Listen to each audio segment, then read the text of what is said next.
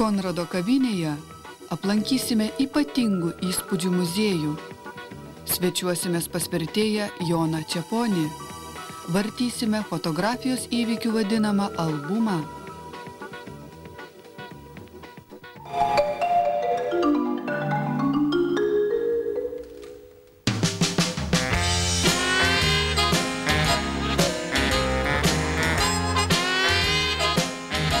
Gerbėmieji, štai čia Konrado kavinė. Tiesa, buvusi. Konrado kavinė buvo Kauno bohemos simbolis. Joje rinkosi to meto menininkai bei jiems prijaučiantys. Čia liejosi vynas ir gimdavo legendos apie Kauno kūrėjus. Bulgakovo posakį "rankraščiai nedega" galima perfrazuoti. Nedingsta ir kavinės, apgaubtos ypatinga aura. Nedingo ir Konrado kavinė. Eterio erdvėje ji ir toliau pasakoja apie Kauno menininkus ir Kauno kultūrinį gyvenimą. Konrado kavinės nebėra. Eime kur nors bičiuliai išgerti. Ir gal ne vien tik kavos.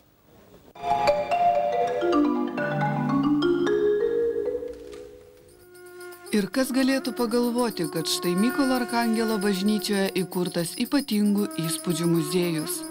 Būtent tokiais žodžiais galima nusakyti neregiams įkurtą muziejų, kurio autorius yra skulptorius Robertas Antinis, architektas Linas Tuleikis ir būrys studentų sukūrusių ekspoziciją suvokiamą ne akimis, o lytėjimo, klausos, uoslės pojūčiais. Šitas projektas tapo galimas, kai labai aktyvi KTU studentų atstovybė pasišovė jį įgyvendinti, pasinaudodama tarptautinių projektų, kurie jau kelinti metai, kuriame patys dalyvauja įvairiose šalyse, važiuodami studentai, dirbdami kažkokius tai darbus, susipažinti su krašto kultūra. Šiuo atveju buvo pasiūlyta vengram, italam, graikam ir turkam studentam atvykti čia į Lietuvą, prie šito projekto prisidėti. Italai dėl kažkokių tai priežasčių atkrito. Ir iš viso dalyvavo 33 studentai iš mano minėtų jau šalių ir Lietuvos, kurdami šitą projektą. Jie savaitę laiko dirbo. Mes neturėjom visų sumanymų iki galo išgvildentų, daug ką darėm tam tikrą prasme kartu su jais. Senosios bažnyčios požemiai taip pat įtakojo neįprastojo muziejaus eksponatus, kurių net ir erelio akis turintis nei vieno nepamatys. Juos reikia užuosti, girdėti, liesti.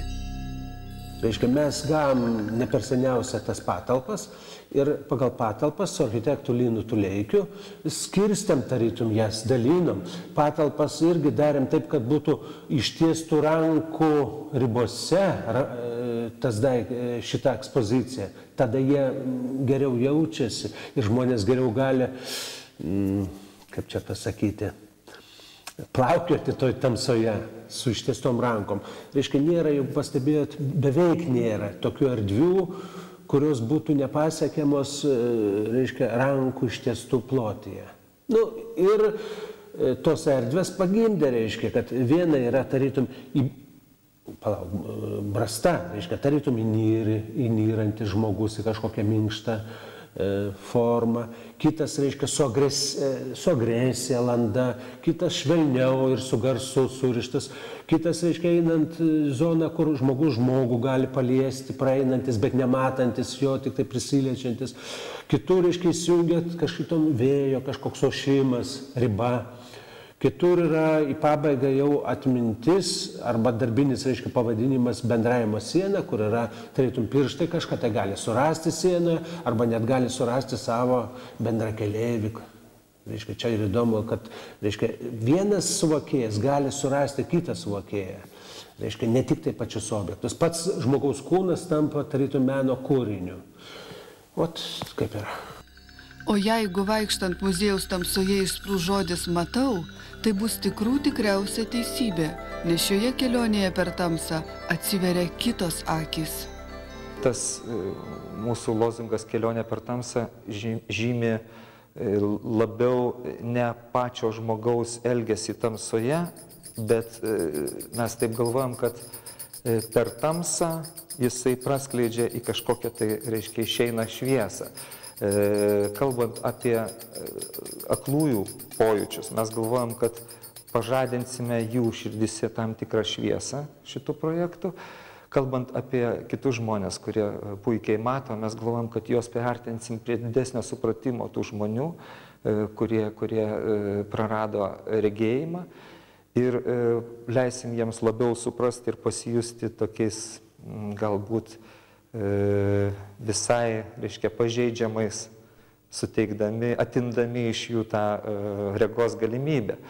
Ir tuo pačiu pabandysim pažadinti tuos prigesintus pojūčius, kurie prigimtiniai mumise slypi. Žmogus išėjęs, reiškia, labai neblogai jaučiasi. Visi labai emocionaliai, gerai nusiteikę. Ir čia mūsų nebuvo tikslas būti kažkokį siaubo kambarius daryti. Vieni geriau jaučiasi tamsoje, kiti blogiau, bet visiems yra pravartu pabūti tamsoje. O dabar pakeliaukime po muziejų svetimais įspūdžiais. Ponia Živilė nuo vaikystės yra neregė. Palydėkime ją ir ne tiek žiūrėkime, kiek klausykime. Sargiai čia. O, paklota čia minkštai vėl. O, kaip giliai, kaip į pusnį iš tikrųjų. Kas daužosi. Kaip sakyčiau, žinot, palyginčiau, kaip aklajam, gal tas visas ir gyvenimas toks. Eini ir tavo kažkokie netikėtumai kelyje. Atrodo, jau išeini iš tikrųjų. Ir reiškia, dar žingsnį laisvas ir po to vėl pakliūni. Tai nuostabu yra. Tai akliesiems, jie kaip kūdikiai dar, jie tiesiog ateini, sunku net interpretuoti, kas tai yra. Todėl, kad tai mums yra naujovė tai yra, mums neįprasta. Žinokit, aklieji, tai esame smalsūs žmonės ir mums viskas yra įdomu iš tikrųjų. Ir kada atsiveria naujos galimybės, kažką naujo sužinoti, naują paliesti, suvokti, pažinti, tai mums yra labai smagu. Ir noriu pasidžiaugti, kad gyvenimas dabar tai yra tikrai daug įdomesnis yra šiais laikais. Tiesiog gyvenu ir džiaugiuosi, jaučiu gyvenimo pilnatvę, nes mes turime naujas galimybės. Ir žaviuosi aš tais menininkais, kurie entuziastai, kurie kuria akliesiems šitą labai šaunį ekspoziciją.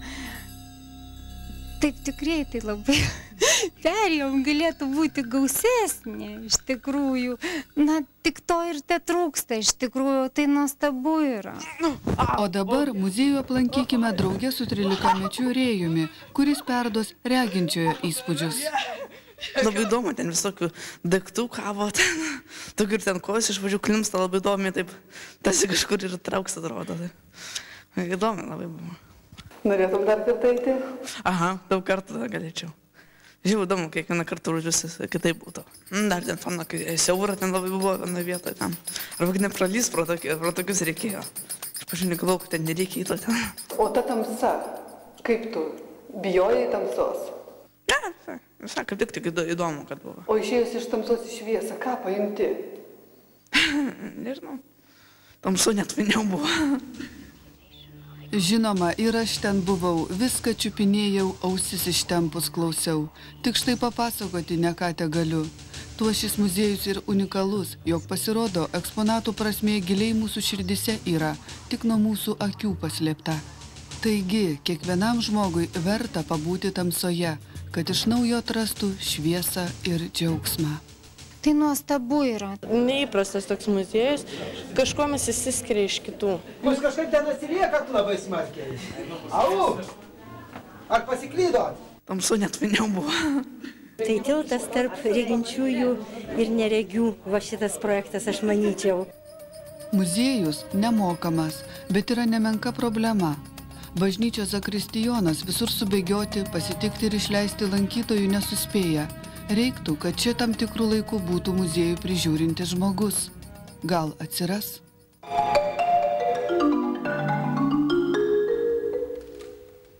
Konrado kavinėje netildavo kalbos apie Kauno kultūros žmonės. Kalbam ir mes.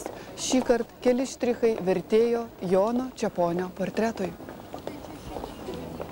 Vertėjų rašytojų sąjungos narys kaunietis Jonas Čeponis pagal profesiją yra medikas, tačiau pagal pašaukimą tikriausias literatas, arba kaip jis pats sako, knygų manas.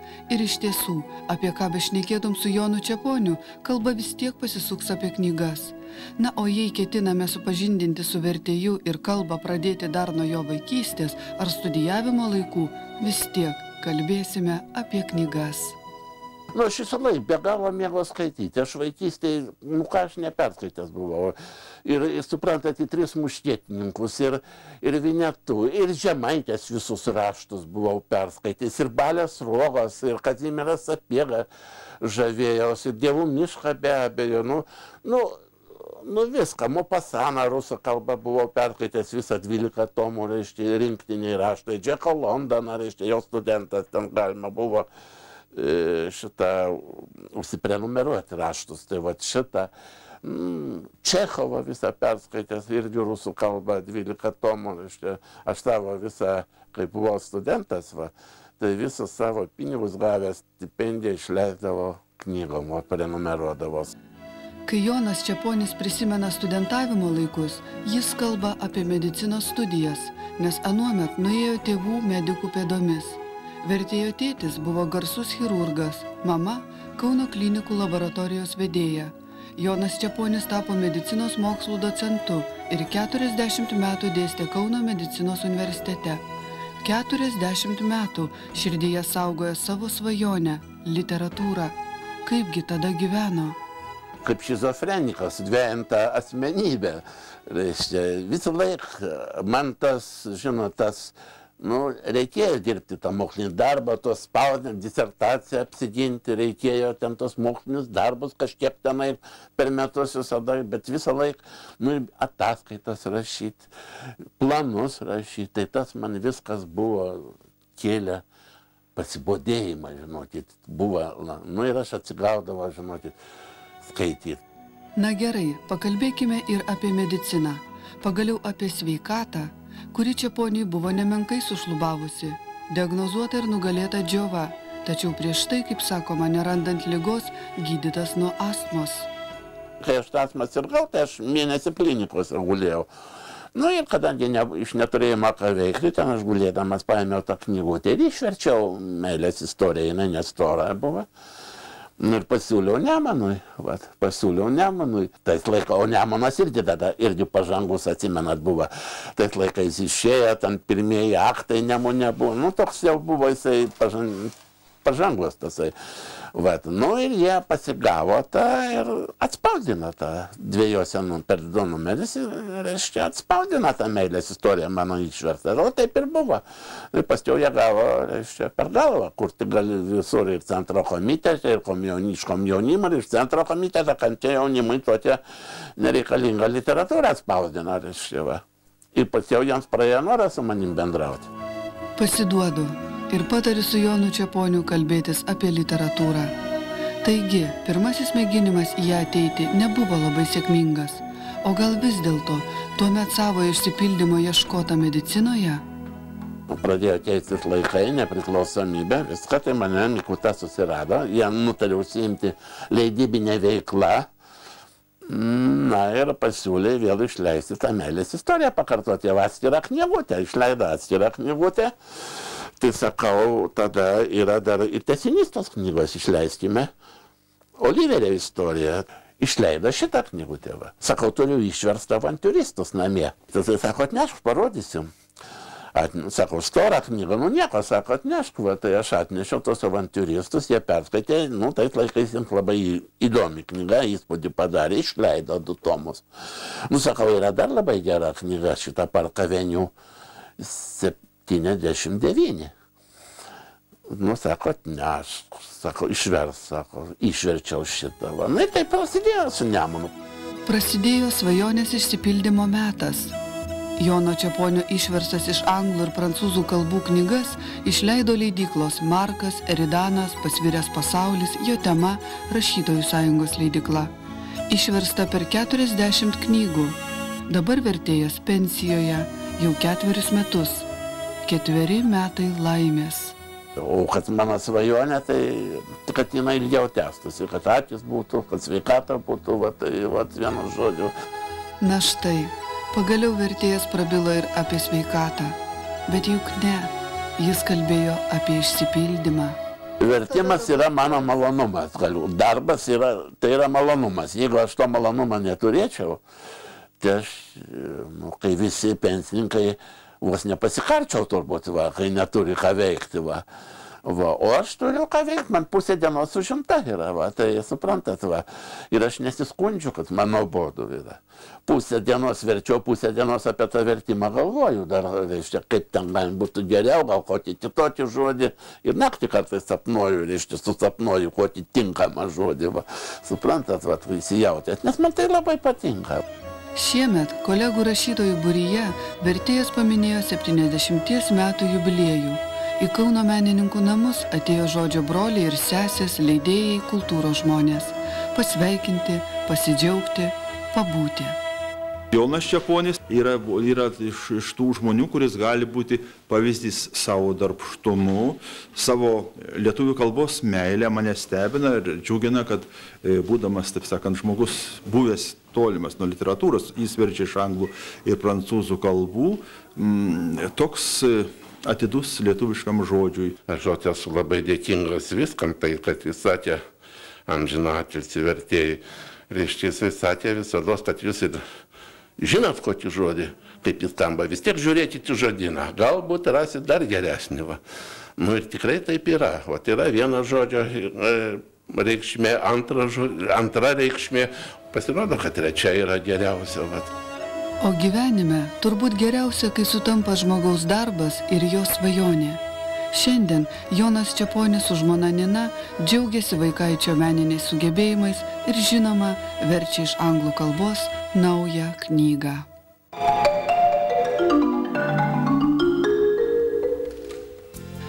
Fotografija pajėgi ne tik sustabdyti laiką ir parodyti tai, ko nematėme. Gera fotografija gali dovanoti estetinius išgyvenimus, priversti susimastyti ir net sukrėsti, nes meninėje nuotraukoje galima sakyti realybė nefiksuojama, o išgyvenama. Žiūri į fotolakštą, o širdyje tarsi visas filmas sukasi, tiek patiri jausmų ir netikėtumų. Plačiausia skalė emocijų išryškėja atvertus nacionalinės premijos laureato Romualdo Požerskio albumą Atminties sodai, kurią fotomenininkas pristatė Kauno Fuji galerijoje. O šią knygą pristatoma, tai yra nuo mano pirmųjų fotografijų, būtent, sakykime, serija, motokrosų serija, už kurią aš gavau gana daug medalių ir įvairi po visą pasaulį apkeliavo šitie darbai. Ir reiškia yra toliau serijos tokios kaip Lietuvos senamiesčiai, kaip vaikų ligoninė, senelių namai ir viena turbūt gana mano geriausių serijų, tokių rimčiausių, tai yra būtent atlaidai. Tai yra pasikeitus jau kito jau kaimo, kurio nebėra, neegzistuojančio kaimo, toks yra dvasinis gyvenimas ir santykiai, ir apranga, ir tas visas pasaulis, kuris kaip ir lygtai nuėjęs yra istorija. O fotografija baigėsi, paskutinioji mano serija, tai būtent Mažasis Alfonsas, tai yra mažo ūkininko, pačio mažiausio Lietuvos ūkininko gyvenimo, jo džiaugsmai, jo vargai. Ta fotoknyga aiškiai parodo mūsų fotografijos tautiškasias šaknis. Ne tik etnografizmo prasme, bet, sakykime, dvasingumo tų žmonių, kurie parengti fotografijai. Tai fotografija, kuri saugo tautą. Jos išlikimai, manyčiau, kad nieko svarbesnio nėra šiandien. Šis albumas tai 30 fotografavimo metų rinktinė. Tai menininko patirtis, išmintis ir aiški kūrybinė nuostata pateikti savo dvasinį pasaulį, nesumenkinant išorinio. O galbūt toje darnoje ir gimsta meninė intuicija. Gal yra tam tikri tokie momentai, kurie jauti, kad tie dalykai keisis, sakykime, lygiai kai fotografavau Sąjūdį visus tos politinius įvykius, aiškiai mes žinojom, kad Lietuva keisis. Reiškia, tas keitimosis momentas yra labai įdomus ir užfiksavom. Jau dabar politiniai įvykiai dabar absoliučiai manęs nedomina, nes kadangi nebe mano visiškai yra pasaulis. Lygiai taip pat ir tie įvykiai vyko ir senamiesčiuose, kada vyko restauracija, keitėsi gyventojai ir tie tikrieji gyventojai senieji, kurie čia gimė, augo ir reiškia, jie buvo priversti įsikelt. Atėjo, reiškia, visiškai nauja karta, nauji žmonės. Tai būtent man suvokimo tas fotografija įdomiausia tie, kada vyksta kažkokie tai pereinamieji kažkokie tenais reiškiniai gyvenimo ir situacijos. Kūrybos pradžia Požerskio prasidėjo nuo pergalių ir pralaimėjimo. Man rodos, tai išskirtinis fotografo toks kūrybos bruožas. Jis sugeba pralaimėjimą parodyti kaip pergalį. Ir vaikai serga, suaugę miršta, kaimo cikle. Ne tik atlaidai, bet ir laidotuvių fotografijos, kapinės ir taip toliau. O vis dėlto, kaip pasakė Macijauskas pristatant knygą, gal net per gražiai viskas parodyta. Man gražu todėl, kad ta pergalė, pralaimėjimas paverčiamas yra pergalė. Skatina galvoti, kad galbūt net ir menininkui ir kiekvienam iš mūsų reikalingas pralaimėjimas, būtinas pralaimėjimas, kad sukrėstų mus, kad tai virstų ne tik tokio liūdėsio, bet tikrų džiaugsmų. Visos į albumą sudėtos nuotraukos juodai baltos, tai yra nespalvotos. Tačiau žvelgiant į jas, spalvos tarsi atsiranda savaime, nes tas spalvas kiekvienas atrandame savo sieloje. Ir atrodo, kad būtent tik juodo ir balto kontrastas gali tikti šiom nuotraukom. Spalvota fotografija labai gerai fotografuoti, sakykime, Jungtinėse valstijose. Ten yra tiek daug spalvų, tiek daug blizgesių, metalo, atspindžių. O Lietuvoje spalvos yra labai tokios prigesintos ir tokios, sakyčiau, eklektiškos, jos nesusirašančios yra. Ir ypatinga ta graži gamta, kuri yra pavasarį, rudenį. Vasarą visiškai nėra žalumos, viena žalia spalva, vėlgi labai sunku tas spalvas operuoti su spalvom, kur Lietuvoje yra. Aš dar priminčiau Algimanto Kunčiaus žodžius, kuris nekarto nefotografavo spalvotos fotografijos. Mes esam pilkoj zonoje. Beje, daugeliu prasmių esam pilkoj zonoje. Su visais pavojais ir visais saugumais. Savo emocijom. Taip, ir savo emocijom. Bet svarbiausia, toj pilkoj zonoje matyti menkiausius niuansas. Ar peizaže, ar portrete, ar, sakykime, reportažiniai fotografijoje geroji, tie psichologiniai niuansai matyti. Aš mančiau, kad čia mūsų fotografijos meistriškumus, beje, ne tik fotografijos, kino operatoriai irgi patys žymiausi, puikiai dirba toj pilkoj skalėje. Skirmantas Valiulis įžvalgiai pastebėjo, kad šiuo metu ir gyvenime, ir mene fiksuojamas pats procesas. Ir sunku rasti, tarkim, fotografijos meno darbą, kuris būtų savarankiškas ir individualus, kaip nepakartojamas yra pats žmogus. Kartais proceso aktualizavimas suteikia naujumo ir žaismės, kartais tai vien tik slydimas paviršiumi. Fiksuoti procesą šiandien nėra sudėtinga, kokybiškų fotoaparatų apstu, eik ir fotografuok, bet čia meniškumo gal kiti kriterijai atsiranda, kūrybiškumo. Mes jau nebeieškom to lemiamo momento, o momentą išskaidom į visą momento eilę. Ir mums sunku atsispręsti, ir žiūroms sunku apsispręsti, o kur yra pradžia, kur pabaiga. Man šitą įdomiausia, kai internete patekėlė savo portretus, sakykime, žmogus ar savo išgyvenimo, fotografija irgi išdeda jau ne kaip ciklą, o seriją, tą momentą išskaidydamas. Gyvenam tokiais neišbaigto procesualumo laikais. Plaukia ekonomika, plaukia politika, plaukia menas, plaukiant ir fotografijos skaitmeninė yra. Mėgėjas fotografas, jisai fiksuoja arba fotografuoja tada, kad kai nors pamato. Profesionalas fotografuoja tada, kai jisai randa to, ko ieško. Tai yra, ieškojimas pas fotografą, to profesionalo vadinamą kaip mane, yra kryptingas. Aš niekad nevaikštinėjau su fotoaparatu ir nefotografuoju kas nors kokį momentėlius. Aš fotografuoju tik tada, kada jau pabėgu nuo to visų savo tokių problemų ratų ir važiuoju tik fotografuoti. Fotomenininkas privalo perrišti objekto pilkumą, o jeigu tai žmogus, atskleisti jo vidų. Prieš 28 metus rašė Romualdas Požerskis Nemuno žurnale, o šiandien tą teigia savo albumo nuotraukomis.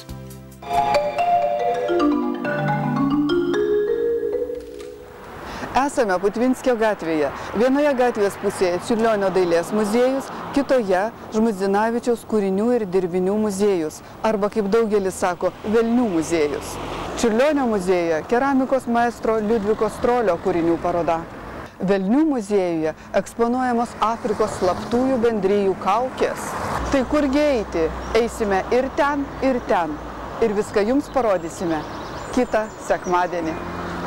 Tokia tyla, kad net girdi, kaip tolimoje šalyje šeima tave iš miego kelias, kaip į puoduką beriama kava gardi, kaip imamas nuo pakabos mokyklinis švarkelis, kai nieko nebėra namie, tik šuo, girdi kaip pilva tartum dviračių įsmintų kasos, o jei tau bus dar maža garso šio, išgirsi kaip namo sugrįžus dukrai plaikstos kasos, be televizoriaus kol dar girdžiu, namų garsus galėtume šį vakarą pabūti, kol mėnuo jaunas apsuptas žvaigždžių, kol girdit ir mane lyg telefoninį skambutį.